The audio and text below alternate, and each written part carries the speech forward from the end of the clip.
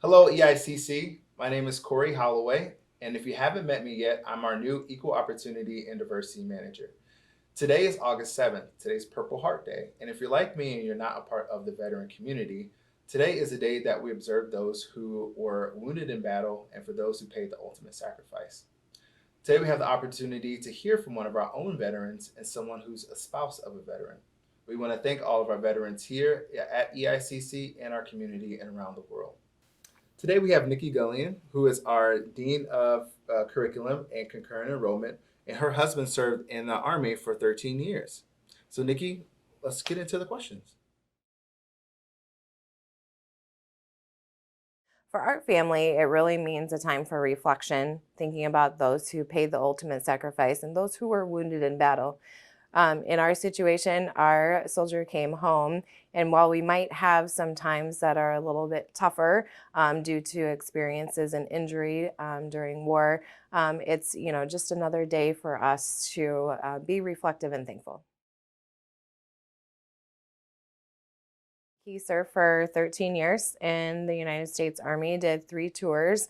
During that time, it's Purple Heart Day, so we're talking about a couple of different things, and especially with him being wounded during those tours, the last resulting in he was airborne and landed in Taji, Iraq, and broke his back. So that ended his airborne tour during that time. So now, moving forward, we're really working through some different back pain and arthritis, and we buy a lot of heater pads in our family. Cold times are really hard, but he is just one of those people who never lets it get to him, and really works through as much as he can physically with our family. I found that patience is key. Yeah.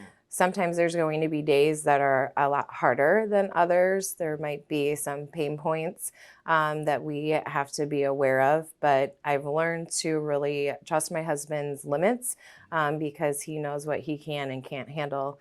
I think another thing is when we're talking to our children, sometimes just explaining to them different things that we can or can't do as a family. Yeah. Even traveling in a car, sometimes it's hard to be in those enclosed spaces, or if someone's right behind him in his ear, that can be tough. So really just having patience and having open communication so we know how he's feeling and how it's going to affect our family.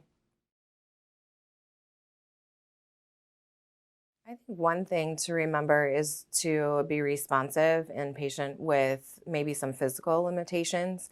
Okay. There's been times where, my husband's maybe been at work and has come home early, having to take PTO, and just because of the pain.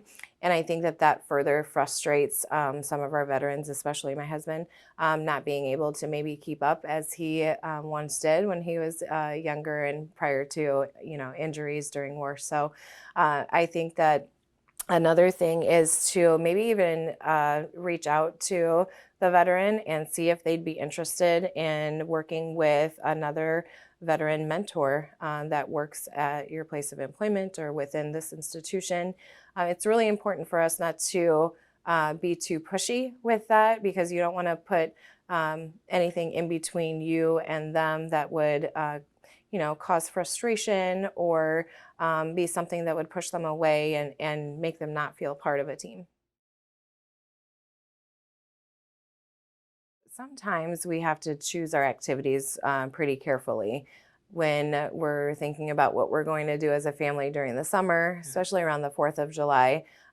Being at events where there's fireworks is really tough for our family, especially for my husband. So we've declined, some invitations here and there.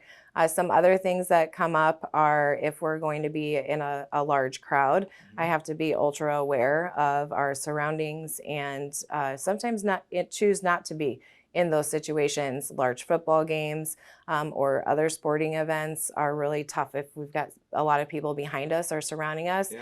And that just comes from the experiences and an injury that happened overseas. So knowing that and being aware of that really kind of helps us make those decisions as a family. Nikki, thank you so much for joining us today, sharing your experiences, sharing your family's experiences. And from EICC, we thank your husband for his service. Yes, thank you for having me. And next joining us today, we have one of our own veterans, Roger Payton, and we'll have the opportunity to hear his story, his journey as a veteran.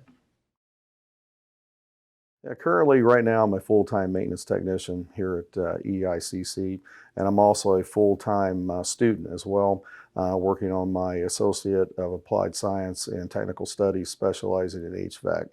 I'm also a Air Force veteran.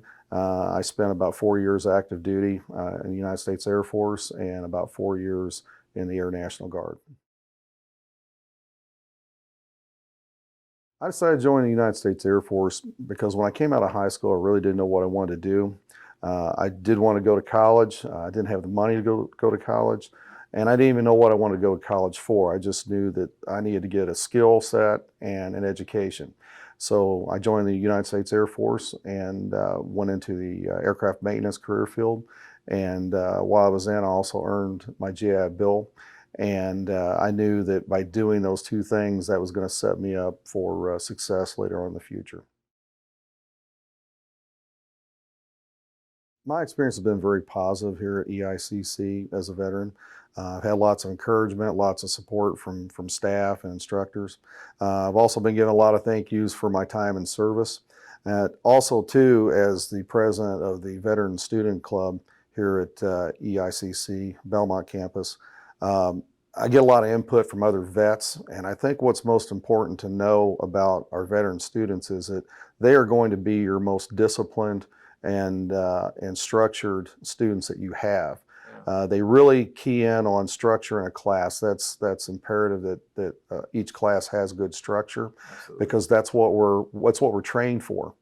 And by keeping that good structure, good syllabuses, and then good support for the student, for whenever they can't make classes or if they have other appointments, they can easily make up class time or get the information that they missed in class time. But your student veterans, they are going to be your most disciplined, and they need to be treated with a higher level of respect and understanding when it comes to those veterans that have issues such as PTSD or physical limitations due to their disabilities incurred on active duty or in reserve duty. Purple Heart Day means to me honoring and giving respect to veterans and their families for the sacrifices that they made while on active duty. We have to remember that their sacrifices give us the freedoms that we enjoy in this country. Absolutely. And Roger, I just want to thank you, and again, thank all of our veterans for your service. You're welcome. Greatly appreciate it.